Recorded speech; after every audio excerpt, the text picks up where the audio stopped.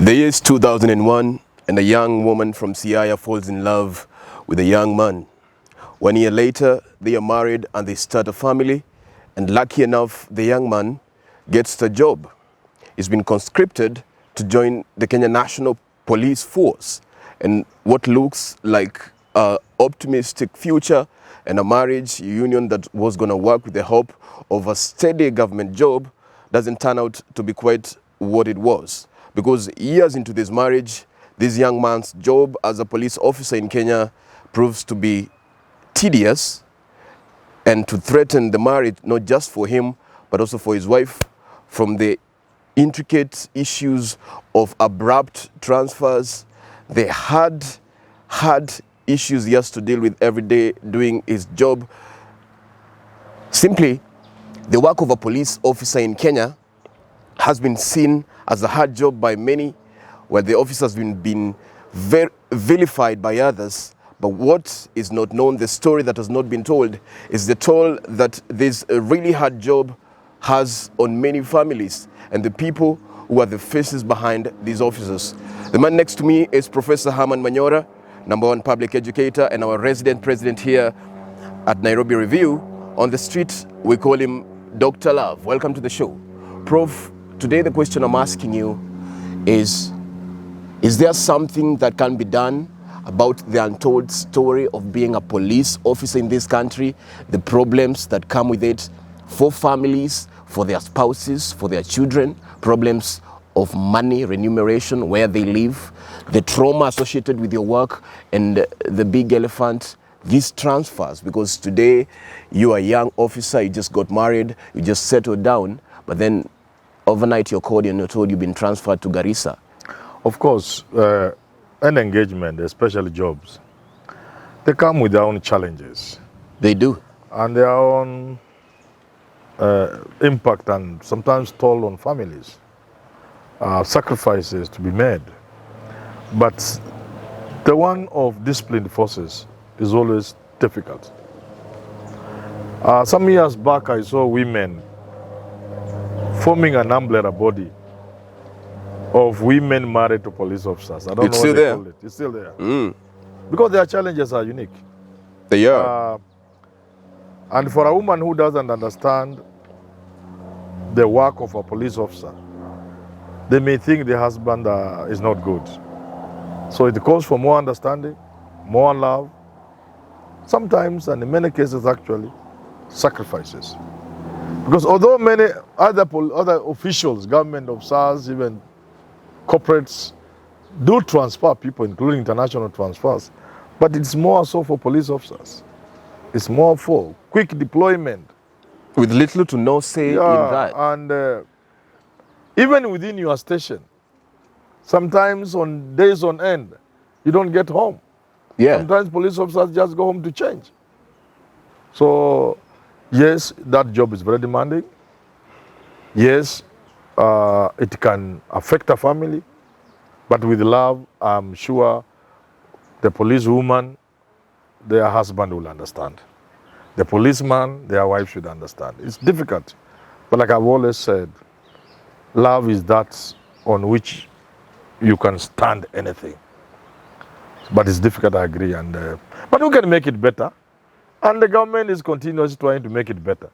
The police are not working under the same conditions they worked in 30 years ago, where they had those small round huts and 5 of them will be there. And because you've never gone home, once in a while your wife has come to see you to look for school fees for the children back at home and for that. So the things have improved. The police are now allowed to rent their own houses wherever they are. So things have changed. We can make them better. Indeed, we should make them better.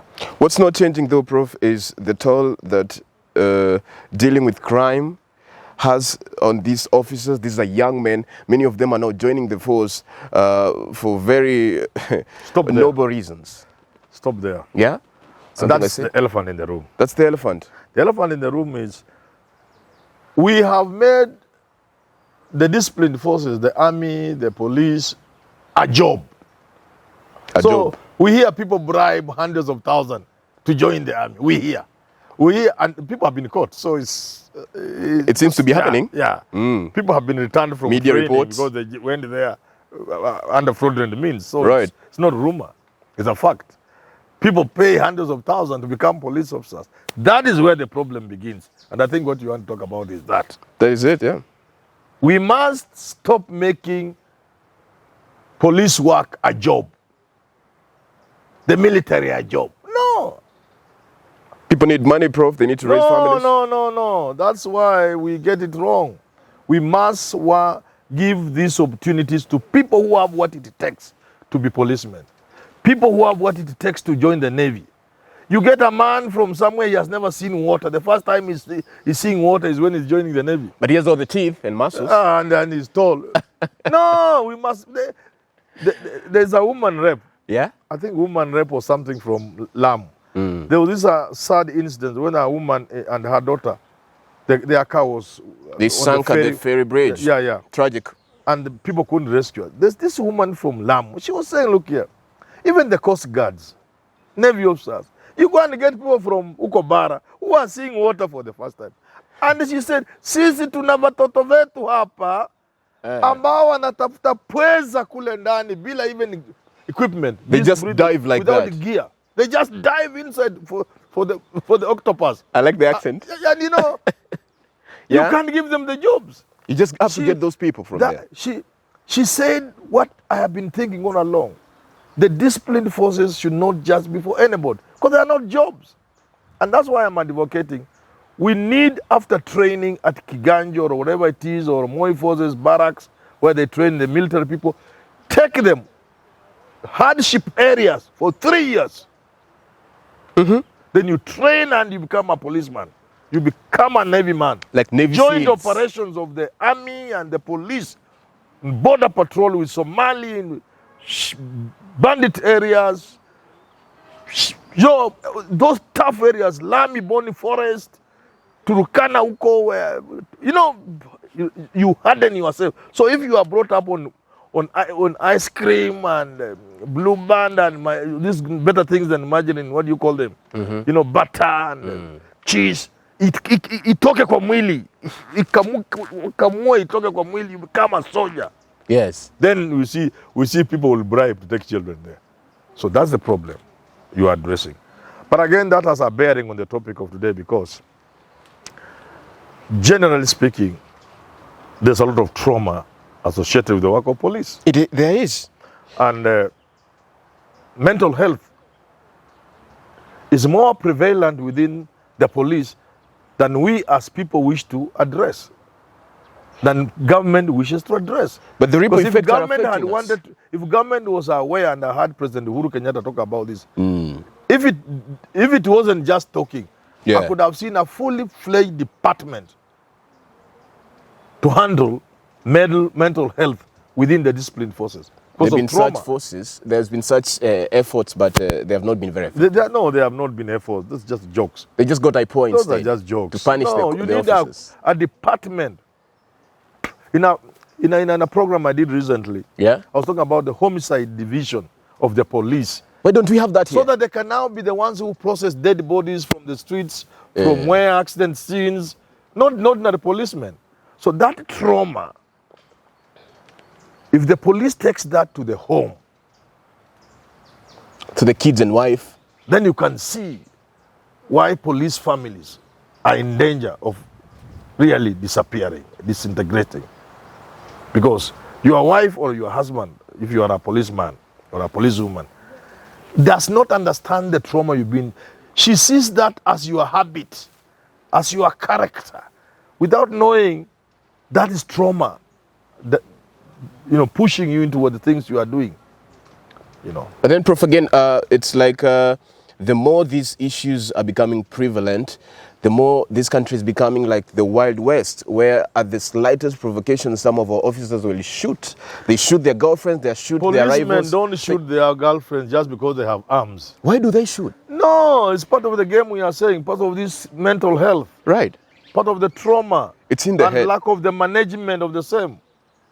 So in this day and age, the first thing you want to do to the police is to take the issue of mental health seriously. More seriously than IPOA and the Nobody has punishments? taken them. No, don't mention IPOA. That's a toothless bulldog. Yeah? Set a complete department, mental health department, complete with all the professionals. I don't know whether you get what I'm saying. I understand.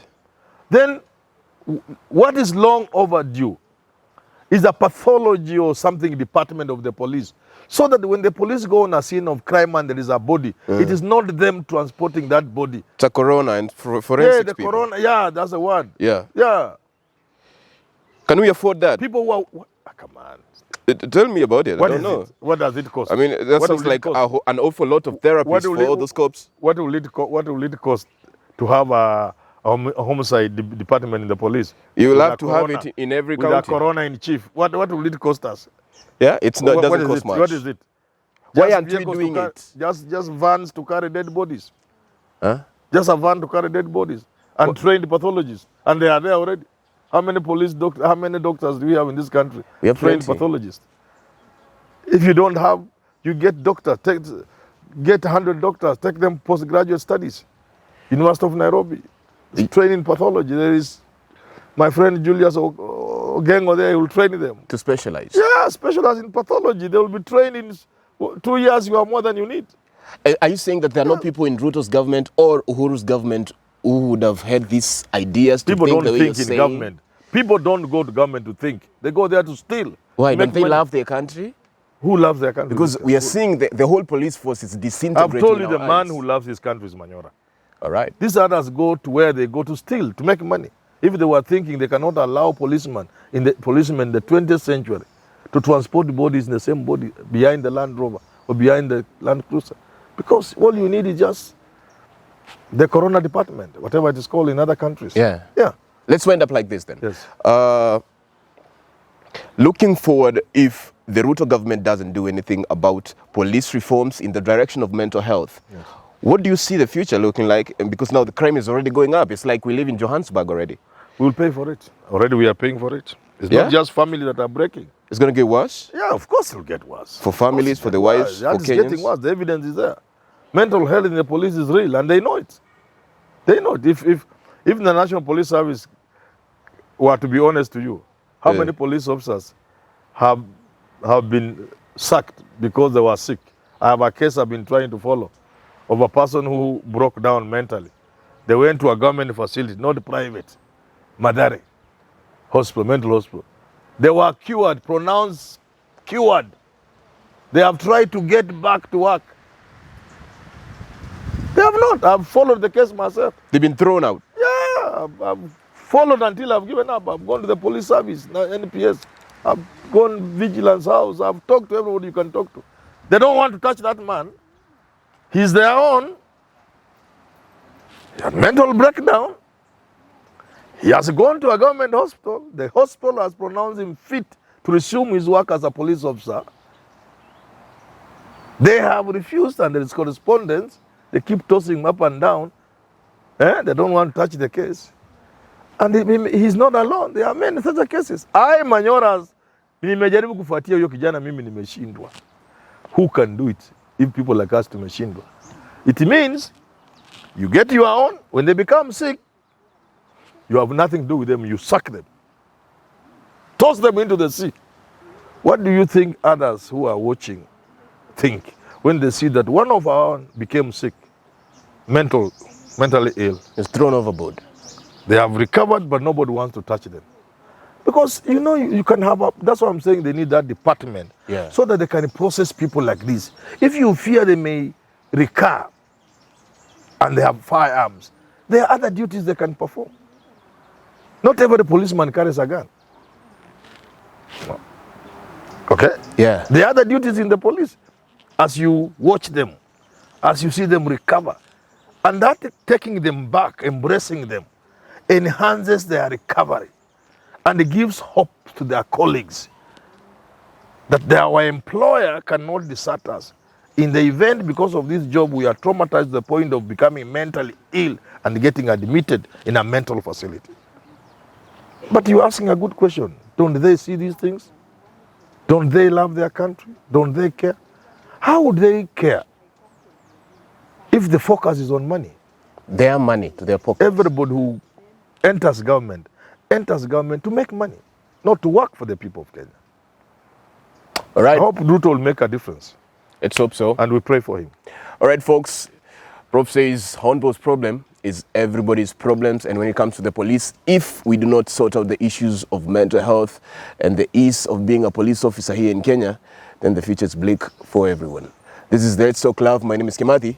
I'll see you next time.